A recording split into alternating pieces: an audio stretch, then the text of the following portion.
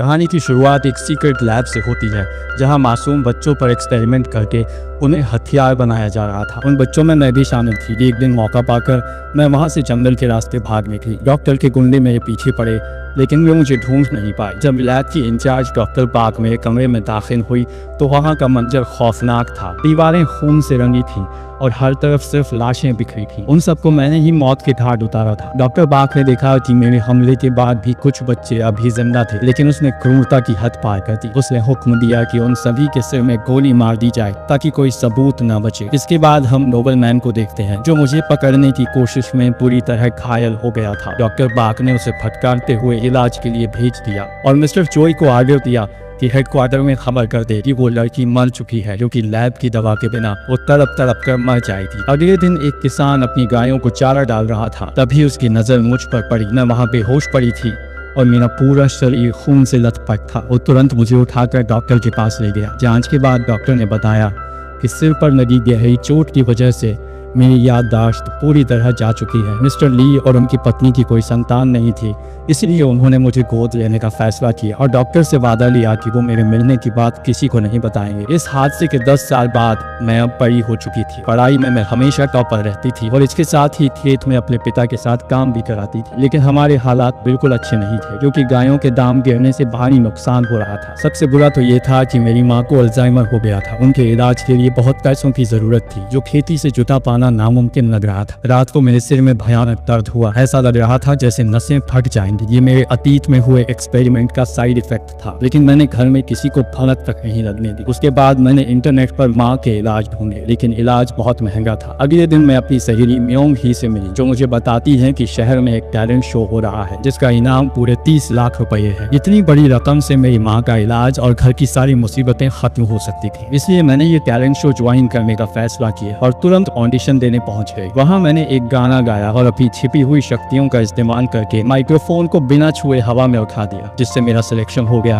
लेकिन शाम को टीवी पर यह देख मेरे माता पिता के होश उड़ गए। वो डर रहे थे कि कहीं मेरी शक्तियों का राज दुनिया के सामने ना आ जाए। मैंने उन्हें समझाया कि इनाम जीतते ही मैं ये सब छोड़ दूंगी, लेकिन मैं गलत थी। मुझे अंदाजा भी नहीं था कि उस नेशनल टीवी पर ऑडिशन देकर मैंने अपनी जिंदगी की सबसे बड़ी गलती कर दी है। मेरा ऑडिशन डॉक्टर बाग ने भी देख लिया और मेरी छिपी शक्तियों को देखते ही वो समझ गई कि ये वही लड़की है जो बचपन में भाग गई थी। उसने तुरंत मिस्टर चोई को मुझे ढूंढने का आदेश दिया। उस रात मेरी सहेली म्योंग भी मेरे घर पर ही रुकी थी, लेकिन जैसे ही मैं अपने कमरे में गई मुझे फिर से सिर दर्द होने लगा। इस बार दर्द इतना भयानक था जैसे सिर के टुकड़े हो जाएंगे। मैं इस बात से बिल्कुल बेखबर थी कि घर के बाहर अंधेरे में मिस्टर चोई खड़ा है और उसने मेरे घर का पता लगा लिया। अगले दिन हम ऑडिशन देने के लिए ट्रेन से सियोल जा रहे थे। म्योंग को पूरा भरोसा था कि इस बार भी मैं पक्का जीत जाऊंगी। सफर के दौरान हमारे सामने वाली सीट पर एक लड़का बैठा था जो देखने में इतना हैंडसम था कि म्योंग देखते ही उस पर फिदा हो गई, लेकिन उस लड़के की नजरें सिर्फ मुझ पर टिकी थी। उसने अजीब दावा किया कि मैं तुम्हें बचपन से जानता हूँ, याद करो मुझे, लेकिन मुझे कुछ भी याद नहीं आया। असल में ये वही लड़का नोबलमैन था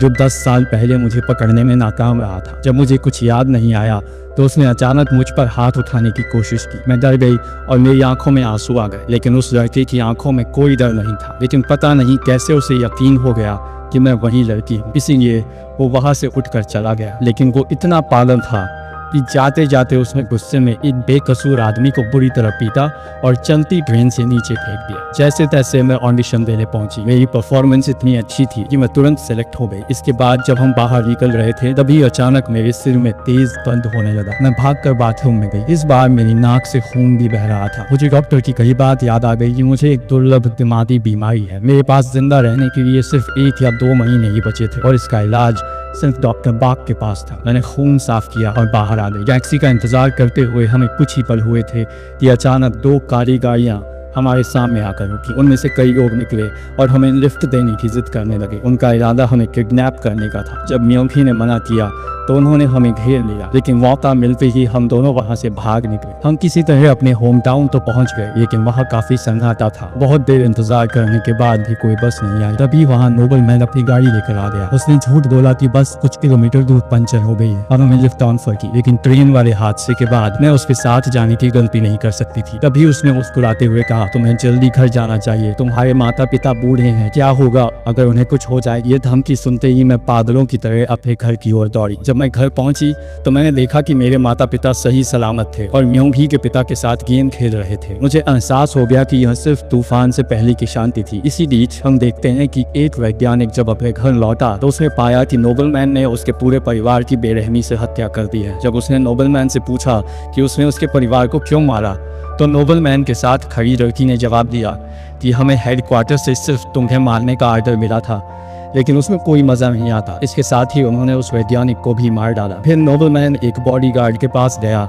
जो अभी भी सांस ले रहा था। यहाँ हमें पता चलता है कि नोबलमैन के पास भी टेलीकाइनेसिस की शक्ति है। उसने अपनी शक्ति का इस्तेमाल करके गन को हवा में उठाया और फिर उसे तड़पा कर मार दिया। उधर कंपनी में भी खेल पलट रहा था। डॉक्टर बाक ने मिस्टर चोई को बुलाया और कहा कि अब तुम्हें आराम करना चाहिए, इसलिए छुट्टी ले लो। लेकिन मिस्टर चोई समझ गया कि डॉक्टर बाक उसे काम से निकालने की कोशिश कर रही है, क्योंकि मेरा पता मिलने के बाद अब कंपनी को मिस्टर चोई की जरूरत नहीं रही। वो अपनी नौकरी बचाने के लिए सीधे अपने बॉस के पास पहुंचा, लेकिन बॉस ने उसे एक नया और खौफनाक मिशन दिया। उस लड़की को डॉक्टर बाक के पकड़ने से पहले ही मार डालो और उसका दिमाग निकाल कर मेरे पास लाओ। अब मेरे पीछे सिर्फ डॉक्टर बाक ही नहीं बल्कि एक और मौत का सौदागर लग चुका था। इधर मैं और मेरा परिवार उस खतरे से बिल्कुल अनजान थे जो हमारे सिर पर मंडरा रहा था। रात को अचानक मुझे बहुत घबराहट होने लगी, मेरी नींद खुली और जब मैं बाहर आई तो अचानक एक आदमी ने मेरे सिर पर बंदूक तान दी। मैंने देखा कि मिस्टर चोई के आदमियों ने मेरी सहेली म्योंग ही को भी पकड़ रखा था। मैं उनके सामने गिड़गिड़ाने लगी कि तुम लोग मेरे साथ ऐसा क्यों कर रहे हो, मैं वो लड़की नहीं हूँ जिसे तुम ढूंढ रहे हो। लेकिन उनमें से एक ने अपने चेहरे के पुराने घाव दिखाते हुए कहा, ये घाव तुमने ही मुझे दिया था और अब तुम मुकर रही हो। मैं बार बार दया की भीख मांगती रही, लेकिन जैसे ही उन्होंने म्योंग ही की गर्दन पर चाकू गड़ाया मेरा सब्र टूट गया। पलक झपकते ही मैंने वहां खड़े उन सभी आदमियों को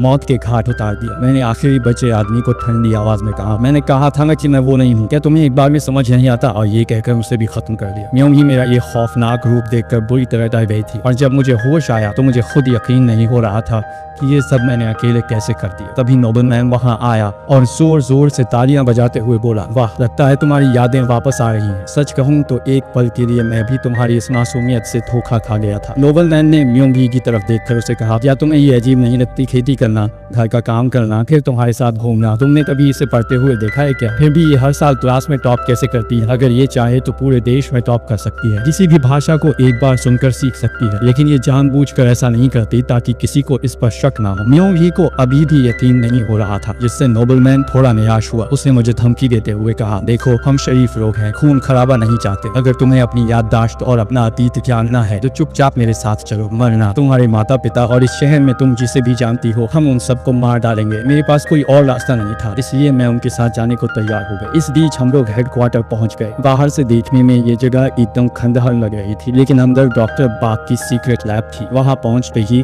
उन्होंने मुझे एक कुर्सी से कसकर बांध दिया। मैं भी जानबूझकर बंध गई और डरने का पूरा नाटक करती रही। मैं उनसे पूछती रही कि ये कौन सी जगह है, तुम लोग क्या कर रहे हो? डॉक्टर बाक ने मुझे वो इंजेक्शन दिया जिससे मुझे अपने अतीत की सारी धुंधली यादें वापस आ गई कि कैसे उसने मुझे बनाया था और कैसे वो हम सबको मारना चाहती थी। उसने बताया कि मेरी शक्तियां ही मेरी जान ले रही हैं और बिना इस इलाज के मेरा दिमाग फट जाएगा। तभी मेरी नाक से खून बहने लगा और मेरी हालत खराब होने लगी। तब डॉक्टर बाक ने मुझे वो नीला इंजेक्शन लगाया और बताया कि ये मेरी तरफ से एक गिफ्ट है। दवाई अंदर जाते ही मेरा सारा दर्द चुटकियों में गायब हो गया और मुझे ऐसी ताकत महसूस हुई जो पहले कभी नहीं हुई थी। डॉक्टर बाक ने बताया कि जिंदा रहने के लिए तुम्हें हर महीने ये इंजेक्शन लेना होगा, वरना तुम्हारा सर फट जाएगा और तुम मर जाओगी। उसे लगा कि अब मैं उसकी मुट्ठी में हूँ, लेकिन तभी कोने में खड़े नोबलमैन को शक हो गया। वो समझ गया कि कुछ तो गड़बड़ है। उसे एहसास हुआ कि मुझे यहाँ पकड़ कर नहीं लाया गया, बल्कि मैं खुद अपनी मर्जी से यहाँ आई हूँ ताकि मुझे वो इलाज मिल सके। जब डॉक्टर बाक ने मुझसे पूछा, तुम्हें मेरा गिफ्ट कैसा लगा, लेकिन तभी मैं अपना असली रूप दिखाती हूँ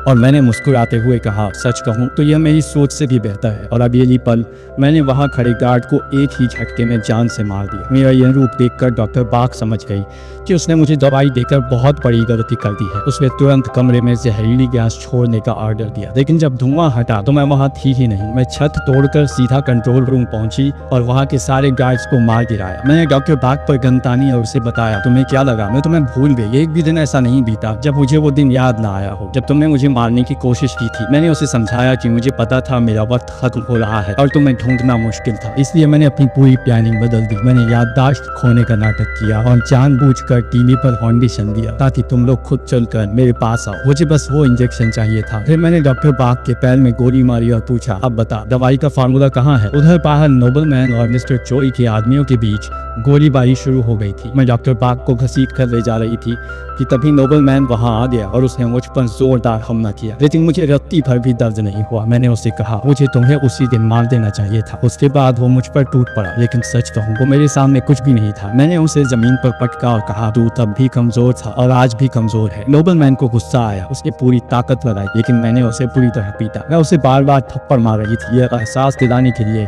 कि वो मुझसे कितना कमजोर है। आखिर में मैंने एक जोर की लात मारी और उसे दूर फेंक दिया। मैं नोबलमैन को मार नहीं वाली थी कि तभी किसी ने मुझे गोली मार दी। मैंने मुड़कर देखा तो वो मिस्टर चोई था। वो यहाँ सबको खत्म करने आया था, लेकिन यहाँ का हाल देखकर उसे समझ आ गया कि आधा काम तो मैंने पहले ही कर दिया है। तभी नोबलमैन की साथी लड़की ने मिस्टर चोई पर हमला करने की कोशिश की, लेकिन मिस्टर चोई ने उसे पकड़ लिया और घूंसे मार मार कर उसे बेहोश कर दिया। तभी मिस्टर चोई ने देखा कि मैं वहां से गायब हूँ। वो मुझे ढूंढ ही रहा था कि मैं अचानक उसके पीछे आकर खड़ी हो गई। मैंने उससे कहा कि मैं तो तुम्हें भूल ही गई थी। ये सुनकर मिस्टर चोई ने मुझ पर हमला कर दिया। उसने मुझे मारने की पूरी कोशिश की, लेकिन मेरी ताकत के आगे वो टिक नहीं पाया। मैंने एक ही झटके में मिस्टर चोई की गर्दन तोड़ दी और उसे भी मार दिया। अब वहाँ केवल मैं और नोबलमैन बचे थे। नोबलमैन आखिरी सांस तक हार मानने को तैयार नहीं था। उसने कहा, तुझे दवा चाहिए ना, वो कंट्रोल रूम की तिजोरी में है। तभी वो दूसरी लड़की जो बेहोश थी फिर खड़ी हो गई। उसने पीछे से मुझ पर हमला किया, लेकिन मैंने तुरंत पलटकर उसका मुंह बंद कर दिया और उसे जान से मार डाला। लेकिन मरने से पहले उसने मेरे पेट में चाकू घोंप दिया। मैं अपने पेट में लगे उस चाकू को देख ही रही थी कि तभी नोबलमैन ने मेरे सिर पर बंदूक तान दी। मैं ट्रिगर दबाने की पूरी कोशिश कर रहा था, लेकिन दबा नहीं पा रहा था क्योंकि मैंने टेलीकाइनेसिस से उसे पूरी तरह कंट्रोल कर लिया था। मैंने अपने पेट से चाकू निकाला और नोबलमैन पर टूट पड़ी। मैंने उसे कई बार चाकू मारा, जिससे वह खून से लथपथ होकर जमीन पर गिर गया। मैंने उसके सिर पर बंदूक तान दी और पूछा कि दवाइयों वाला लॉकर कहाँ है। लेकिन नोबलमैन ने कहा कि उन्होंने हमें ऐसा राक्षस बना दिया है कि हम चाहकर भी ठीक से मर नहीं सकते। उसकी यह बात सुनकर मैं हंस पड़ी और उससे पूछा, तुम इतने उदास क्यों हो? मैं तुम्हें मार डालूंगी और तुम्हारी ये मुश्किल आसान कर दूंगी। बस चुपचाप मुझे बताओ कि लॉकर कहाँ है। नोबलमैन ने मुझे समझाया कि यह सब बेकार है और पूछा कि क्या तुम वाकई इस तरह जीना चाहती हो। लेकिन मैंने साफ कह दिया कि मुझे इस तरह की जिंदगी से नफरत है। मुझे तो बस जायून के रूप में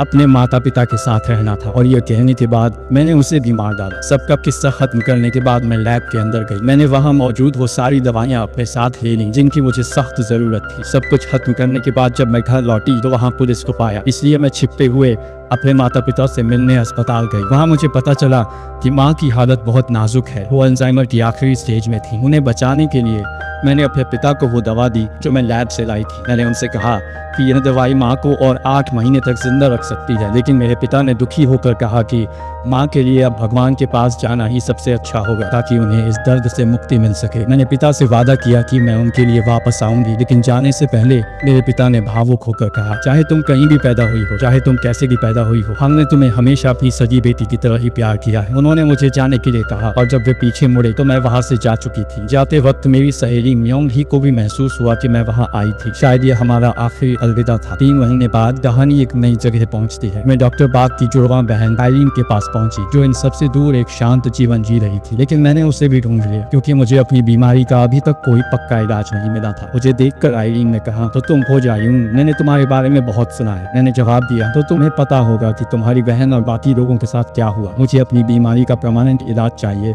और मुझे पता चला है कि उसका रास्ता तुम बताओगी। तभी आइरीन ने डरकर मुझे 20 महीने की दवाई दे दी और ताना मारते हुए कहा, और तुमने इतनी छोटी सी बात के लिए इतनी तबाही मचा दी। और इसी सस्पेंस के साथ ये कहानी यहीं खत्म होती है। अगर आपको इसका पार्ट 2 भी देखना है तो कमेंट में पार्ट 2 जरूर लिखना। वीडियो अच्छी लगी हो तो लाइक करना मत भूलना। मिलते हैं अगली वीडियो में।